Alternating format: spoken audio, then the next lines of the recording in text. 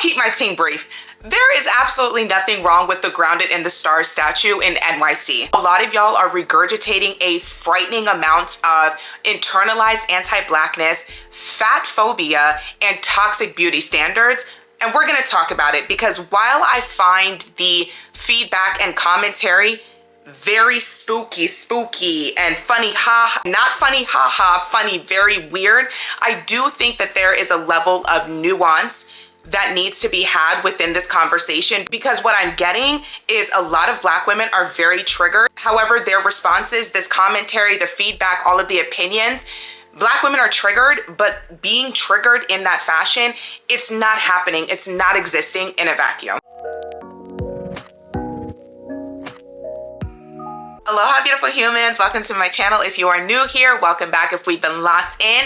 My name is Sasha, and today we are talking about the Grounded in the Stars statue that popped up in NYC in late April. This statue was part of an exhibit by Thomas J. Prince, and while there are other statues in the exhibit, this statue, the Grounded in the Stars statue, it's only going to be on display from late April until June 17th. Why we're talking about this specific statue, however, is because the commentary about it has been, it's been a lot. It has had me sat over the past few days, and initially I didn't want to talk about it, but I was like, well, we're gonna talk about it because I have a lot of thought, feelings, and opinions, and as with a lot of things that I find interesting and that I do commentary on, I find the conversation on TikTok to be very annoying to have a certain level or certain kind of conversation on TikTok. So for topics that I feel like need a little bit more teasing out and nuance, I just put them over here on YouTube. So we're talking about that here today. Now, before we get into the video, I do have a 3,000 subscriber goal by the end of May. So if you have not hit that subscribe button yet, what are you waiting for? What are you waiting for? Or maybe I need to convince you. So maybe by the end of this video, you'll be convinced to stay. But anyways, let's talk about the statue. So given the feedback, I actually saw the conversation happening before I saw the statue itself. And it went up around the time I was on vacation. So I missed a lot of things. Like, you ever just go on vacation and drop off the face of the earth? Like, that's me. I don't check anything when I'm on vacation. So I definitely missed the statue, and the exhibit went up. So I saw the conversation before I saw the statue itself, and based on the conversation, you literally, like, I was fully prepared to see a statue of Fiona from Shrek. And I'm fully prepared to see a statue of a woman who basically a bronze version of Fiona from Shrek. So when I actually saw this statue, I'm like, this is it? This is what people are crashing out over? This is what people are being colorist, featurist, texturist, self-hating, anti-Black. This is what people are upset about. Like, it honestly threw me for a loop. I'm not gonna lie. One of the videos I saw in response to this statue, they called this statue a monster. And I will insert some clips of the commentary in case you think I'm being dramatic, because I literally was shocked by the feedback and by the commentary, because like I said, I'm thinking I'm going to see Fiona. I think I'm gonna see that ogre from Harry Potter in female form, but instead I see a statue of a Black woman who looks like your average, everyday, regular kind of Black woman. And it's crazy because some of the people negatively critiquing that statue, they look like her. They are Black women. They have Black features. They have braids. They're fuller figure. They're curvy. It was just like, it was wild. The levels of cognitive dissonance that were going on, the hatefulness, the ugliness, like, it was very shocking to me, but at the same time, none of this exists in a vacuum. While we are doing much better at representation in film, in media, in music, in art, on social media, while representation is something we are moving towards the direction of progress in a better way, it is still something that is lacking and could be a lot better. So when I said earlier that Black women are triggered, Black women are absolutely very triggered as it pertains to our representation, which I will get into a little bit later in the video. There is nothing wrong with this statue. There is nothing wrong with looking like an average Black woman. So much of the representation we have of Black women is extremely distorted from a social media lens, or it's extremely distorted because we're viewing a lot of this representation and imagery strictly from a social media lens, which lends people not to view others as humans, but simply in the form of creators and influencers and aesthetics and trends. And it's like, we are people, and there's nothing wrong with looking like an average everyday person. That statue looks like the vast majority of Black women. It looks like the Black women, some of the Black women who were complaining about this statue. And I think we are so used to on social media seeing a very narrow aesthetic and trend and representation of Black women that I genuinely think that there are some people who expected, if there was going to be a statue like that in NYC, I think a lot of people would have preferred or expected the statue, this statue of the Black woman, to have a 30-inch bust down and a BBL and a two-piece set from Fashion Nova. And that's not the reality. The vast majority of Black women are not walking around in their average everyday lives with the middle part bust down 32-inch. Like, what are we talking about here? That in part is what makes this conversation so crazy to me, as well as very disheartening, because that statue, in talking to Prince, he said the inspiration behind that statue was literally modeled after actual Black women. So imagine getting online and being proud of the fact that you were somebody's muse or inspiration and that your likeness was modeled after a statue, because there were a lot of Black women who really liked it. And they're like, hey, it feels cool to see somebody who looks just like me. So imagine feeling really good about seeing something like that, feeling your likeness represented in a way that we often do not see Black women being represented in art in Times Square of all places. It's actually pretty cool. And then getting online and seeing women who look like you tearing that down, calling you a monster, calling you ugly, saying that this is the worst of representation when it comes to Black women. We say we're not a monolith and we want more diversity to be shown of our images, but it seems increasingly like there is only one type of diversity that is appreciated or valued and put on a pedestal, and it's either the baddie aesthetic, the model aesthetic, the Pilates girl aesthetic, the vixen, the bust down, the nails, the eyelashes, the surgery, all of the enhancements. Like, where is the room for just the regular girls? Like, like, can I join? Like, I swear, if I rolled up to a lot of establishments right now based on what the comments were looking like, they would kick me out looking like this. They would be like, you are average and regular and you cannot be here. Oh, you do not have 18-inch eyelashes, you gotta go. Oh, you're not contoured and your face is not snatched for the gods, you gotta go. Like, I'm scared. I'm scared of these girls. Like, they are strict. When we have these conversations, people be like, oh, you're exaggerating. So I'm gonna insert some videos here. These are the actual videos of women who have tens of thousands of followers combined. They are both Black women, and this is what they are putting out. One of the videos is from a Black woman who is dark-skinned, and she has been embroiled in the past in different controversies surrounding a lot, what appears to me to be a great deal of pick-me-ism as well as internalized self-hatred.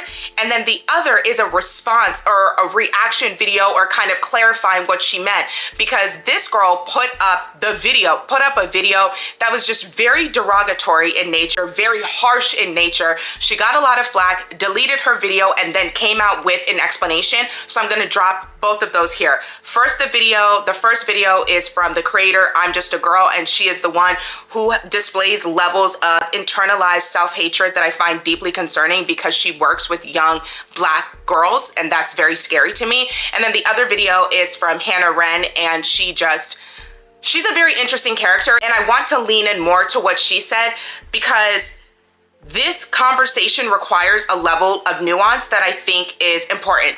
So let's watch the videos. Fat, Black, and ugly in Times Square is wild. Like, they really think we're a joke. Like, that big behind, 12-foot, overweight Black woman in the middle of Times Square, that is what they chose to represent us? Like, that's what they think about us, y'all.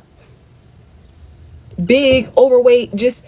There's nothing attractive about the statue. There's nothing appeasing. It's like this monster This monster of a black woman who's dominating. Like, y'all know what it gives? This aggressive, overpowering, masculine black woman. That's what the statue gives. It does not give anything feminine, soft, strong, powerful, fit.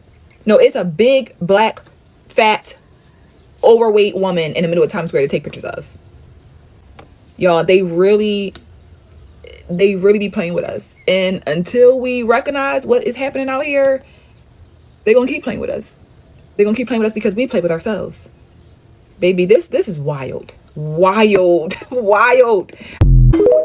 I've seen the videos, I've seen the comments, and I feel like I have to come on here and just explain myself, because one thing I want to say is I wasn't trying to dismiss an entire group of women that did feel represented by that, and I completely understand the women that did feel represented from that statue. And I totally hear you guys when you guys are saying, like, why do black women have to be the utmost gorgeous, the utmost anything to be accepted? That's not what I was trying to say. I was trying to bring light to the fact that, number one, I see differences in how white, Hispanic, Asian, every other race of women gets represented in society, and then how black women are represented in society. Rarely you're going to see a dark-skinned woman be the love interest, genuine sexual appeal. And I know we're trying to dismantle the patriarchy and say we don't care about men, but I'm just saying, like, we don't get those roles. And when we do get those roles, when we do get those things, it's literally either in like a slave movie or literally a light-skinned woman. Or we're always political. Everything about us is political, and I hate that for us. Same thing with the models with shaving their heads. I understand that some women just like to shave their heads, and I wasn't trying to say it's unattractive to have your head shaved. I was bald. My head was shaved when I lived in Ethiopia. A lot of people don't know, but I'm from Ethiopia. I was born there. I was adopted there. A lot of people are trying to like use that against me, and I think that's wrong, like trying to mention my parents. But back to what I was saying, I just think that, like, why does everything we do have to be a political statement? Why can't we just exist in our sexiness, our beautifulness? And why is it when we are being represented, it has to be in a political way? Like, even that statue, the reason why the statue pissed me off originally was literally the fact that it was just a random statue. There was no historic anything behind it. It was just a random statue, and it was meant to like combat the two white guys in Times Square. Did any of us ask for that statue? Did any of us ask to be part of another political movement? She is not wrong.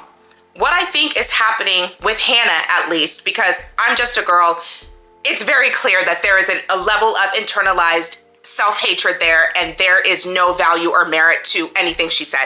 Like I said, there's a level of nuance that is required to have this conversation because it is multifaceted, it is multi-layered, and it's also very complex. However, when you are dealing with someone with a great level of internalized self-hatred, I find that these conversations really go nowhere, because until they are ready to really unpack and deconstruct a lot of what they have been taught and what they have internalized, these conversations go nowhere. And she's not really ready, it seems to me, based on the other videos she's posted doubling down. It's very clear to me that she is not in a space where she is even able to understand that what she is saying and how she believes it's very harmful, and it's coming from a place of internalized self-hatred. Whereas with Hannah Wren, what she's saying makes sense when you consider the fact that we are not living in a vacuum, and black women are triggered by that statue. And I'm not saying it's wrong or it's right. I understand, however, why a lot of black women were triggered by that statue. Yes, some of it has to deal with self-hatred. There is, however, a deeper conversation that needs to be had surrounding black women's representation in the media and the ways in which we are represented that is ultimately harmful to us in real life. And that's what I want to talk about in this video. A lot of people are deeply, chronically online watching people put on the performance of perfection and aesthetics that they forget what real, actual people look like. I am recording this right now at the end of the day. The makeup is not makeuping the way it was at 8 a.m. My hair, it's deeply in need of a wash. This is actually my wash day, but I'm taking time right now to film and record this because I'm like, if I don't, I won't have time to do it until the weekend. So I'm coming to you from a place of realness. And I've always been very intentional about how I present online, because how people meet you online is what they will expect you to look like and show up every single time. And I'm not saying aesthetics aren't important to me, even though I do commentary mostly. I also am a lifestyle creator. I'm heavily into skincare and beauty and hair as well. However, I know that for my lifestyle, it is not always just it's just not always possible for me to be on and look like a baddie and have my edges laid and have my hair slayed to the god, makeup on point. I know that it is not possible for me to be that way, but I also know it's not possible because that I'm not willing to invest the time and the energy in maintaining that performance. But because a lot of people are chronically online, we have created this environment where aesthetics and trends are what a lot of people are chasing. There is a certain level of aesthetics and perfection required for people to reach a certain level of success online. And I think that's absolutely the case with Black women. I want you to think about the highest performing Black women content creators that you know. Whether they're dark skinned, whether they're light skinned, one thing they generally have in common is they fit a certain aesthetic. And I'm not saying that the aesthetic is baddie. I'm not saying the aesthetic is Pilates princess. I'm not saying it's like a lifestyle. I'm not saying it's fitness. They can be in different niches, but what do they all have in common? They all appear in a certain way when they come on screen, and it is buttoned up, put together, well represented, well packaged, because we do not have the freedoms as Black women to show up on the internet looking a mess. Even me stripped down, I'm still not looking a hot mess. You know, could I go and put on a full face real quick and re-record this video? Absolutely. But I also could not show up any more dressed down like this and expect people to stick around and watch this video and be interested in this video, or for my career as a content creator to really go anywhere. And we have to be honest about that because the standards for Black women are different. Even here on YouTube, as a creator, I am mindful about my appearance, but I have always been of the mindset that the way you show up to people, first and foremost, that's what they are going to expect moving forward. And I never wanted that pressure. But at the same time, I have to be honest and say that I know I cannot come on camera and look a certain way if I wanted to be taken seriously or have anybody value the things that I'm going to say, because our appearance matters. And it's not wrong that our appearance matters, but it is wrong that in order to receive a certain level of success, especially as a Black woman, especially as a darker skinned Black woman, the bar is so much higher for me than it is for other people. If you are an influencer, content creator, a social media personality, your aesthetics matter. And if you are a woman of color, especially a Black woman, a dark skinned Black woman especially, that pressure, the pressure to have the right look, to be perceived a certain way or gain success can be very challenging and create a certain level of pressure to perform, to show up a certain way and not feel like you can show up as your most authentic self, because people will not vibe with that as a result of their own anti-Blackness. As a Black woman, I'm aware of this pressure. Other Black women are aware of this pressure.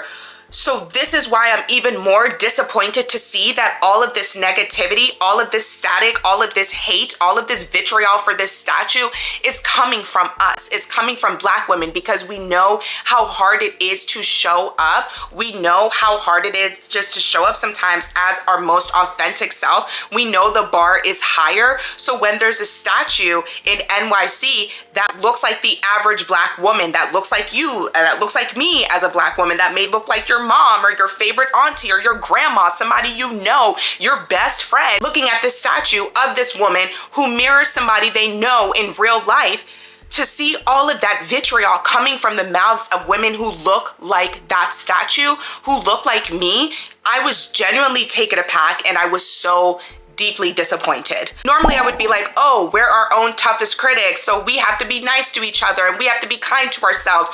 Normally, in most circumstances, that's just what I would say and think and just kind of keep it moving. But this is beyond we are our own toughest critics. And it has gone to the level of we need to really talk about the disturbing degree of anti-Blackness that I'm genuinely surprised to see a lot of Black women harbor. While we are our own toughest critics, the feedback, the reception to this statue, again, it doesn't exist in a vacuum. We have to fight so hard for our own representation, for ourselves to be seen, for our images to be seen, that when we do see it, some of us want it to look a certain way, but that way we want it to look like is unrealistic and it's unrealistic at best. If it's chasing a BBL aesthetic, it's unrealistic and kind of ridiculous, but it is self-hatred at worst when that image, you do not want it to look like, because of an internalized level of self-hatred, yes, but also texturism, featureism, colorism, and fatphobia. Going back to Hannah Ren's video, she touched on a few things that I think are absolutely worth talking about. I think that video was supposed to be her apology video, and if that was an apology video, it was pretty terrible. But she's young, she's still working on it. Honestly, I think like we give people online a platform and then we see numbers, we see a large following, and we think that all of a sudden they're going to gain some level of self-awareness or use this platform responsibility, and that couldn't be further from the truth. Do you find that people with larger accounts tend to be just a little bit messier and a little bit and just a little bit careless in how they use their platform? And I think, you know what? I don't think that's fair, because yes, that may be the case, but I think also age plays a factor in this, because I kind of miss the days where you could be a little bit messy and make mistakes. Well, this isn't a mistake, that's self-hatred, but I'm talking about genuine mistakes, like little faux pas online, like, oh, I shouldn't have said that, or I shouldn't have done that, or that was a little dumb, or that was a little careless, or that was a little lacking in self-awareness, and then it kind of goes away. You know, you make your mistakes off camera. We are so connected. We are too connected, but we are so connected nowadays that if somebody makes a mistake, it stays with them forever. And I kind of hate that. Like, if you make a mistake on social media, it stays with you forever. And I'm so grateful I came up in the time before every single one of my mistakes being platformed and put on the internet and available for billions of people to see at any given time. Like, who child? Anyways, Hannah brought up representation. Is it Hannah or Anna? I want to say, I'm gonna call her Hannah. It's spelled Hannah, so I'm gonna call her Hannah. Maybe it's Hannah. It's Hannah. Anyways, Hannah brought up representation in her video, and I think that is really important because, like I said, this is a multi-layered, complex, and nuanced conversation. This is one of those situations and conversations where two things can be true at once, because while the conversation around the statue is absolutely exposing a lot of Black people, specifically a lot of Black women's internalized racism, anti-Blackness, hatred of their hair, hatred of their Afrocentric features, as well as body shaming and fat phobia, I do think we can have an honest conversation about the ways in which Black women have been represented over time, which has absolutely left a lot of Black women triggered. And that's what I see happening here outside of everything I obviously listed above, because there is a great degree of just a lot of things happening here, But Black women, this is the first time in history, I want to say, Black women, we are in control of our images, we are in control of our narratives, and we are also in control of images and narratives that we have to rebuild because they have been so destroyed and represented in a way that is so...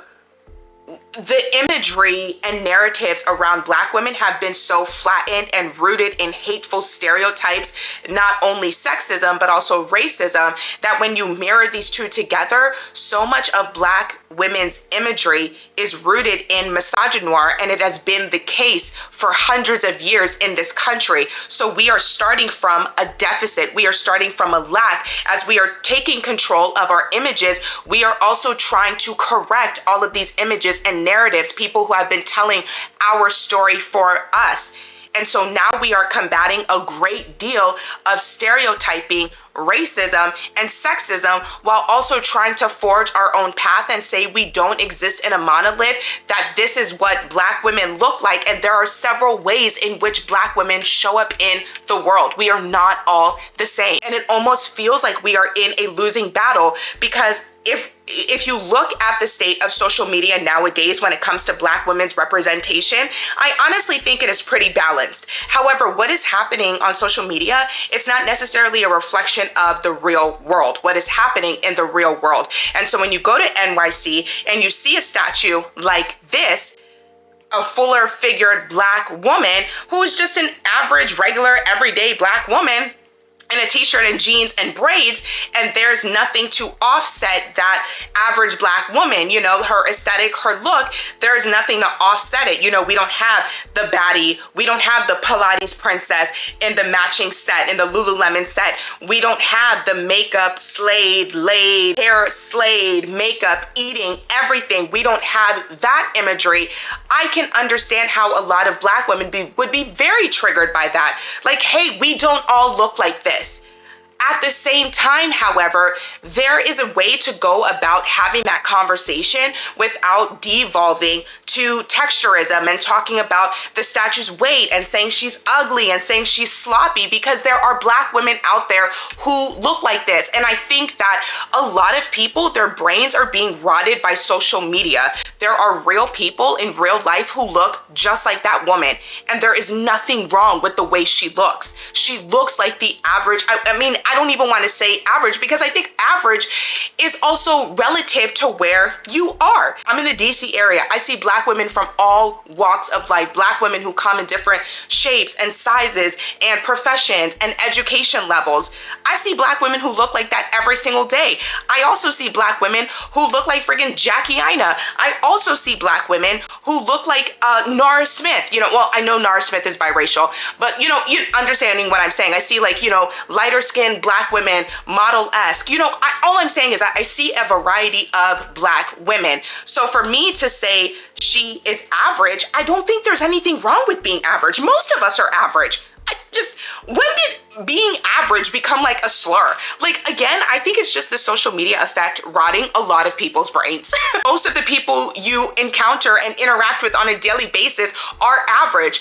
But average does not mean ugly. And I think, again, we are chronically, well, not we, a lot of people are chronically online that they don't realize. Not only are the images they are consistently taking in, not only are they photoshopped, filtered, enhanced, edited, they are taking in all of these images thinking that what they're seeing is real. It's not lining up with what they're seeing in real life. And instead of them to be like, okay, maybe what I'm seeing online is inaccurate, it's now, oh, everyone in real life is just ugly. Because in real life, there are no filters. There is no Photoshop. There is no editing. You are just getting the real. And even celebrities who get photos of them taken in their Instagram before an event, you see the photos that they post, and then you go to the Getty, and what are we talking about here? What are we talking about? I absolutely understand black women being triggered by that statue if you're looking at it from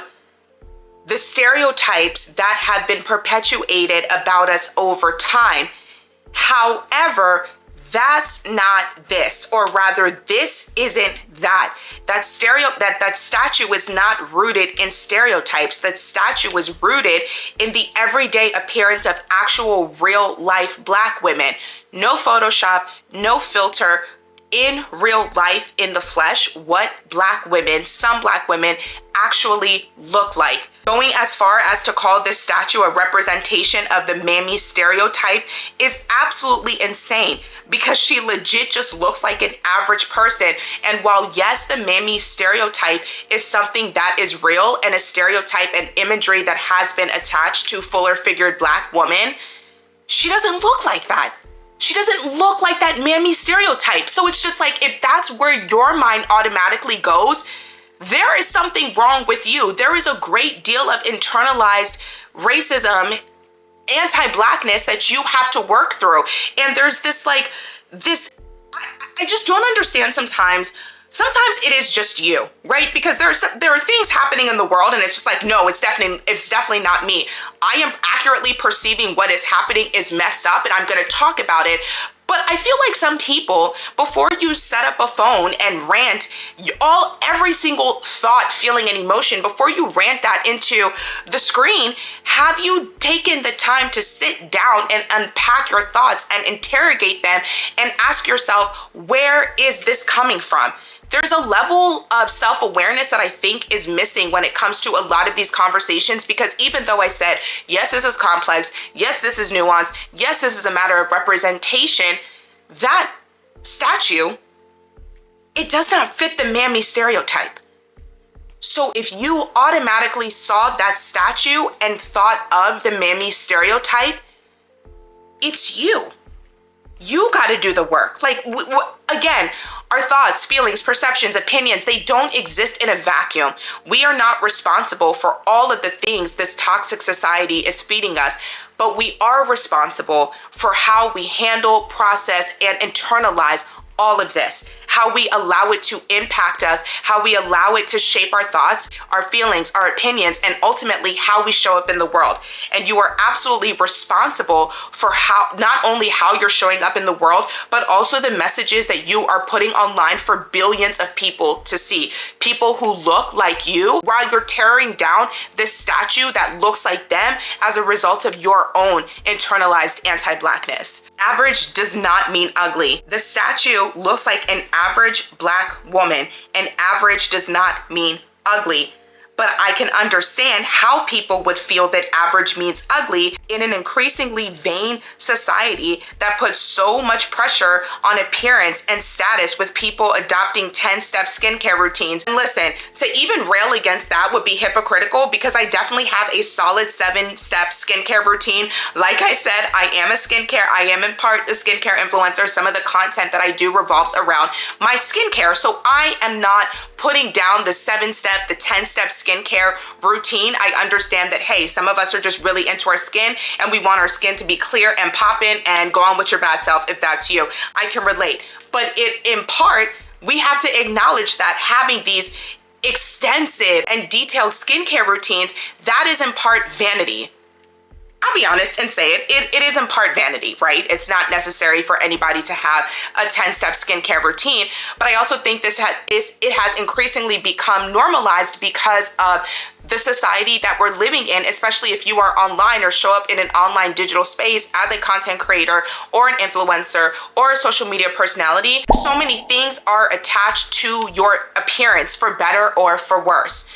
And this was before regulated to just celebrities and public figures. And now it is extending to just not even just social media influencers and content creators and social media personalities, but the average everyday person who feels like they have to keep up with this unrealistic aesthetics and trends, because what we are doing online, it's impacting some people's decision making and self-esteem and what they feel like they need to do offline in real life to be regarded as beautiful or to keep up with these ridiculous expectations as far as their appearance and their aesthetics. I always have regarded social media as a tool. You can use that tool to build or destroy, but I feel like social media, when it comes to our appearance and how people show up in the world as far as their self-esteem and how they feel about themselves and their image, I feel like it has been a tool of destruction. It has created this unrealistic bar when it comes to aesthetics. And if you are not rocking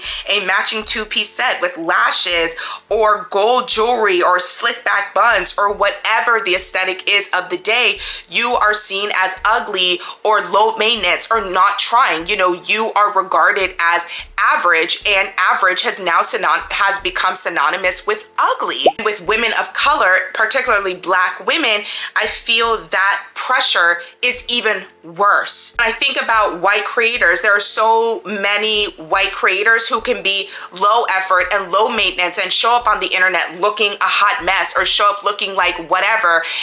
What's her face? Emma Chamberlain automatically comes to mind. Madeline Argy, I think it's Argy or Argyle. I think they're very cute. They're just average, regular white girls who show up on the internet looking like whatever, and they have built platforms of millions of followers in a way that I have not seen Black women able to do. And the only person I think that maybe comes close to that is Quen Blackwell. But even Quen, she is, in my personal opinion, an above average Black girl, and she fits a very specific aesthetic. She's very thin. She is like, I've seen her on some campaigns, so baby girl is modeling. Like, she fits a certain aesthetic. I would say, as far as, you know, regular Black girls like me, I don't see regular everyday Black girls getting on the internet the same way as Emma Chamberlain or Maddie Argy. I don't see them building up platforms of millions of followers. The bar for us is that much higher. So while I think some people would maybe be like, oh, well, look at Quinn Blackwell. Quinn Blackwell is an above average. I would say she's very pretty. I would say she's very beautiful. I regard myself as very pretty and very beautiful, but I also am not coming on the internet with a certain aesthetic. Like, that's just not me. And like I said earlier, I do not have the time or the energy to keep that up. So, so you get me, but I am also very aware of the fact that because you get me like this, that it is just what it is. It is going to impact how people may be able to relate to me. It may, and very likely will, affect how far I am able to go, because while I feel I am relatable, I feel like I have a high level of relatability. People don't want relatability. They want their content creators to be, or influencers or personalities or whatever, they want them to either be aspirational or completely unable to match them by any means, not even something they can reach for. People don't want relatability, and I think those days are over. Like, if I had started like my YouTube maybe in 2016, 2017, it would be a completely different story. But we are now living in a time and an era where people don't want relatability. They want aesthetics and they want aspiration. And I'm just sitting here giving y'all commentary, facts, and the real, and a great skincare routine. So, so with me, you're gonna get relatability, and a lot of people don't want relatability. They want aesthetics, they want the trends, they want the aspiration. I know this because every 3 to 6 months, like clockwork, there's a conversation where people are like, we're sick of seeing influencers, we're sick of seeing content creators with lavish lifestyles and who live in all these mansions. We want relatability. And people are screaming they want relatability and that they want to eat the rich, but these same people won't even unfollow the rich. So what are we talking about here? But anyways, I digress. Let's rewind real quick. Even though these unrealistic aesthetics and this pressure to show up on social media exists for women across the board, on social media and in real life, I do think that pressure, as it pertains to social media influencers, content creators, and our representation in the media, I think there is more pressure for Black women to show up and perform in a different way. The bar is a lot higher. White women, white creators, they can come on here and just show their average everyday self. It doesn't have to be a flex. They don't have to come here looking on 10, but Black women unfortunately do not get the same leeway when it comes to how we show up. It's equal parts frustrating because I don't understand how, as Black women, we understand how hard it is, how frustrating it is to constantly be teetering on this edge of constant perfection, knowing that our success and our opportunities are tied to our appearances. So we are expected to show up in a way that can induce a lot of pressure. We understand this amongst us. So why can't we give each other a little bit more flack? Why can't we give each other a little bit more grace, a little bit more kindness? I think it has something to do with a level of low racial self-esteem. And I've heard this comment several times before, but in one of the videos I saw when looking up this whole statue situation, I came across this video and I thought what she said was brilliant. Not to be controversial or nothing, but I think a lot of you would have been happier if that statue in Times Square looked like Mary from Sinners. I saw countless videos of people saying that this statue looks like she has an attitude, she's angry, she's a monster, she's aggressive, she looks lazy, like she has nothing going for herself. I even saw a video of a woman calling this statue Banquiqui. Funniest part, the videos from these women so upset about the statue look exactly like the statue. Another creator used this term and I think it's so accurate. A lot of you have low racial self-esteem to the point where you are upset when you see the image of a monoracial Black woman. I even saw a woman say that she wishes the statue looked like Claire Huxtable or Lena Horne. Lena Horne. I find it funny that our community will look at people that are legitimately 25% Black and be like, yes, this is our representation. Yes, this is a Black woman. But then when you see a Black woman who is unambiguously Black, she clearly has 2 Black parents. She has a round bulbous nose. She has a round face. She has a full figured body and braids. And you'll go, oh no, that looks nothing like me. And I'm looking at the people filming these videos and they're legitimately saying that they do not look like that statue. And they do. How can we complain about representation in TV and media, but then when you actually see a Black woman, you're like appalled by it? I want to know why seeing a monoracial Black woman with braids, a t-shirt, and jeans caused such a visceral reaction for some of you. A lot of you don't realize is what you're doing is perpetuating the same stereotypes that harm Black women in real life. You saying that this statue looks like she's angry and aggressive and has an attitude is the same reason why Black women in the workplace can't just be left alone without people saying that we're unapproachable. These are the same talking points that people use to discriminate against Black women. So why would you, as another Black woman, want to perpetuate something so ugly like that? And you guys are really harboring on her weight. And even if she was obese, what is the problem with that? No one ever said that this statue was the only way to represent Black women ever. So what is so wrong with the artist depicting this type of woman in his art?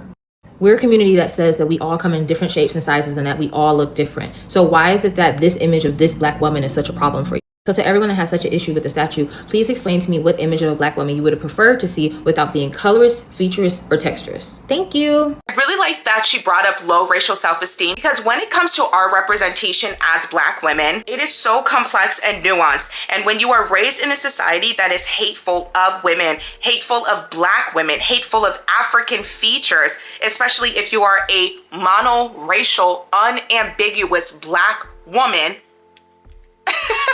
I absolutely can understand how a lot of Black women internalize a great degree of self-hate when that's all you know. It is so easy to just believe that is true. And I gotta give a shout out to my parents. Honestly, I don't even know if they were intentional about this. A part of me thinks that they were absolutely intentional about this, but I'm a first generation child of immigrants. My parents are Nigerian. So they were raised in a country where they were the majority. My parents just saw Blackness growing up. So Black was beautiful. They didn't have any other image to put up on a pedestal. And so whether they were intentional about how they were going to raise us, because I have there are 5 girls in my family, I have 4 sisters. So whether they recognize, 2 brothers, but I think when it comes to this imagery, it's a little bit, it's a little bit different for Black women. Actually, I would say a lot different for Black women than Black men. But anyways, my parents were very intentional about the way they raised us, the messages they sent us. And I'm the darkest skinned person in my family. Well, out of all of the girls, I think I'm the same complexion as my brothers. My brothers are darker skinned like me. And then my sisters are more brown. I'm darker skinned. But my parents were really intentional about the dolls we played with. We only had Black dolls. I think I may have had one random white Barbie, but for the most part, we had Black dolls. They were very intentional about the media we took in. Growing up, my dad, if he saw us watching TV, he would always ask us, have you read a book? And if the answer was yes, he'd be like, have you played outside today? Have you done your homework? And if the answer was no to either of those, the TV would go off and we would have to go play outside, or we would go do our homework. So we just didn't watch a lot of TV growing up. I'm aware of a lot of TV shows, so I understand when you bring up certain TV shows in our cultural lexicon that were big with millennials. I know those shows, but I don't really know them intimately. I couldn't give you episodes and things like that, because we also didn't have cable for a very long time. I think we only got cable when I was in we had it when I was in elementary school. I think we cut it off when I went to the 6th or the 7th grade. And then we didn't have it again until my junior year of high school. So we just didn't watch a lot of TV. And on top of that, there were only 2 TVs in our house. There was one in my parents' room and one downstairs in the basement. So remember, like I said, I got 4 sisters and 2 brothers. So you try fighting for a TV with 6 other people, it gets old. So we didn't watch a lot of TV. Therefore, a lot of our media was really controlled. So a lot of my perception of beauty and how I felt about myself, it never came from being represented in the media. You know what I'm saying? It came from my parents always telling us we were beautiful, we were smart, we were worthy. My aunts always telling me I was beautiful, they love my skin. So I'm so grateful about the fact that even though I was aware that a lot of the TV shows we were watching, I would see maybe one Black girl, and then there would be a million white girls, and they look different. And then the Black girls that I would see, they would always do this thing, and they still do this thing, where biracial girls would just stand in for Black girls. And it's come on now, come on. Can we just get a Black girl? But anyways, so I was just very aware of the fact that even though I did not see myself represented in a lot of media, especially in my teenage years onward, it never really impacted my sense of self and my perception. But I also know that I am the rarity in that. As a result, I have a fairly high level of racial self-esteem. you can't tell me I'm not in. Like, you can't tell me I'm not that girl. Like, I remember in 6th grade, this boy, he had a crush on me, and I just did not reciprocate it. I didn't think he was cute. And he was like a little bit darker than me, and he was like, that's fine, I don't like you anyway, you ugly black B. He called me the B word. Okay, we were 12 years old. This boy called me the B word. And I'm looking at him, and it didn't faze me that he called me ugly, because I was like, never that. But he did it more. What I was more like confused about was the fact that he called me dark skinned, like, and said it in the context that it made me ugly, because I was like, you're darker than me, so does that make you ugly?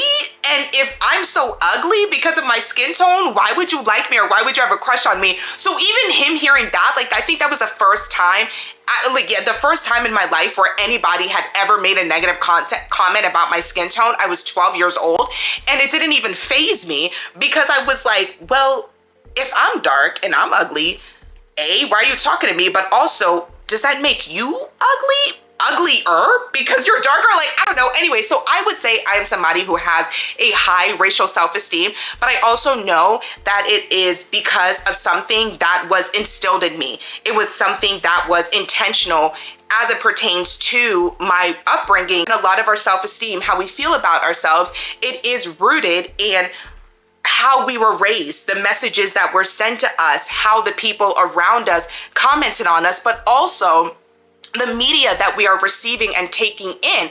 And we did those, I don't know if y'all have ever heard of that doll test. Children as young as 3 years old can internalize racial bias. So there's that doll test where they give black children all of these dolls, and they ask them to point to the ugly doll, and the black kids are pointing to the black dolls. And they say, point to the kind doll, point to the smart doll, point to the beautiful doll, and they're pointing to the white dolls. And it's just heartbreaking when you realize so much of our media is really shaping the minds of young people of color, young black girls and black boys.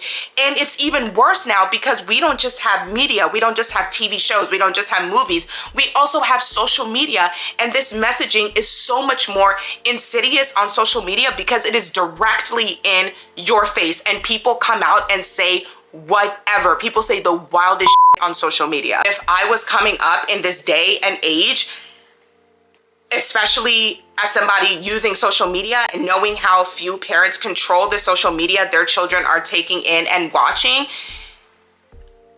I would probably internalize a great degree of self-hatred, the way a lot of people, especially a lot of younger people, young Gen Z and a lot of Gen Z and young millennials have internalized. And because my parents were very intentional in how they raised us, I developed and formed a really good and high level of racial self-esteem. And so while there are times that I do feel pressure to show up perfectly, I also realize that my value is not in my appearance, and I am also not here to appease other people with my appearance. Appearance is important, but I was never raised to believe it is the most important thing about me. It is one aspect of me, and I try to bring that groundedness to social media and in just all spaces of life. I'm understanding and sympathetic of the fact that there are so many black women out there who didn't grow up the way I did, who grew up with self-hating parents, or parents who were not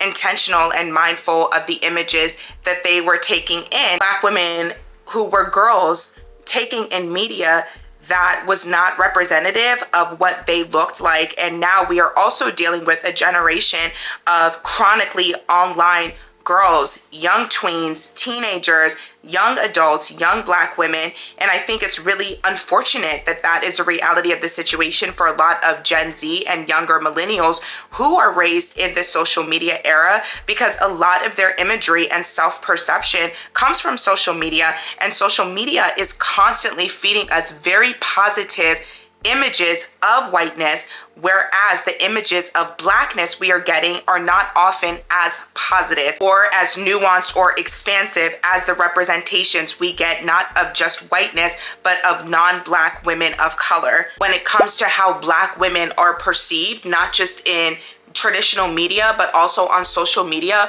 what we are often presented with are two extremes. You either get the sexy reds or you get the clean girl aesthetic, Pilates princess, very polished, neat, and put together. Those, it seems, are the only aesthetics you get, or the only representations that you get of Black women, especially on social media. That is the media the vast majority of us, well, at the very least, Gen Alpha now, Gen Z, and millennials are taking in, as the amount of TV we're watching is decreasing in comparison to Gen Xers and boomers and those left from the silent generation. There's very little room for the in-between, the girls like me who like to do the hair but are also in the gym, who like the nails but also don't need the lashes and everything to be done up all the time, who like the makeup but are also, you know, I personally like to call my sense of style hobo chic. I like comfort above everything. Everything I wear, it needs to have pockets. You know, there's very little nuance and room for the in-between. So if you're looking for the in-between and you're like, why don't I see it? And you're looking for relatability, maybe not an aesthetic, why aren't you subscribed yet? But anyways, all of this to say that with all things in life, or with a lot of things, especially these conversations we are seeing online when it comes to Black women, when it comes to representation, when it comes to our appearance, I do think there is room to critique, but I also think there is a level of nuance and care that needs to be there, that needs to be present when we're having these conversations, especially online, because we are having a lot of good conversations. Black women are having these conversations, but we're not having them amongst ourselves, amongst one another. We are having them on a very large platform. And I think when you have these conversations, it gives people kind of room to weigh in, people from outside the community to have an opinion and weigh in on topics of conversations that don't necessarily pertain to them. And not everything is for social media, which is also why I'm very mindful to not post certain things on social media in general, but especially not on TikTok, because I do think there is a level of nuance and care required for a lot of conversations that cannot be distilled and crunched down to a minute to 30 seconds to 3 minutes. They need to be fleshed out, and maybe not for 40 minutes with this, which is very likely what this video is going to turn into. And I'm sorry, I'm really trying to keep these under 30 minutes. But again, these conversations do require care, and you may just get a 40-minute video, you may get a 45-minute video, but that is what this topic deserves, because it is a very multi-layered, multifaceted, and nuanced conversation when it comes to Black women and our imagery and our representation, which is still very lacking. But I'm also very happy that for the first time in history, we are in control of our narrative. We are in control of our image. And that is so important. And I also understand that is why a lot of Black women were very triggered by this statue, because it is not something that was created by a Black woman. And so when people are in control of our imagery and our representation like they have been for so long, it can feel very triggering for you to be represented in a way you don't like or think that puts Black women in a positive light. And so I understand Black women being triggered by that. And I honestly do not think the backlash would have been as severe if the statue was created by a Black woman. But that's just my opinion. Maybe I'm wrong. You can let me know in the comments. There is absolutely room to critique the way Black women are being represented and presented. But to see a statue of a Black woman in Times Square and call her a monster and call her ugly because she is not wearing the aesthetic du jour, or she is not presenting in the very narrow ways in which a lot of people perceive to be beautiful and perceive to be worthy, that's deeply problematic in my personal opinion. And it shows that a lot of Black women are dealing with a great degree of not just anti-blackness, but are also still falling victim to featureism, colorism, and fatphobia. And it really sucks because, again, none of this is existing in a vacuum. Our media is still very racist. Our media is still very prejudiced against Black women, especially darker skinned Black women, especially Black women with fuller features. So I understand a lot of, if you are somebody who has internalized all of those things in a negative manner against Black women, against yourself, the image that you see in the mirror, seeing a statue can absolutely trigger you. Should it? No, but it does. And instead of you to get on the internet and spew a very hateful rant, maybe take that as an opportunity to unpack everything that you're feeling and start to do the work necessary to unburden yourself of that level of self-hatred, especially if you are a Black woman with a Black daughter, because she is watching you. She's not just watching you, she's hearing you.